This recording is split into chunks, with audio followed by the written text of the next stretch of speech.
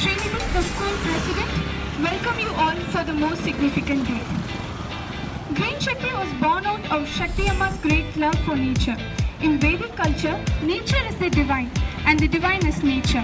It is nature that provides sustenance for all beings in the form of medicine, shelter, food and clothing.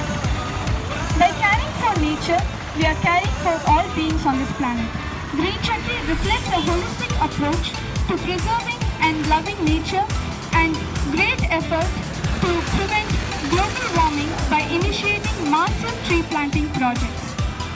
The eco-friendly features of our PDM include solid waste management, liquid waste management, rainwater harvesting, biogas, organic farming, herbal gardens, paddy fields and tree plantations, hill and campus afforestation and harnessing of solar energy. With wider significance, our PDM is also a temple for the environment. Our Honorable Director Sir always emphasizes the importance of preserving nature.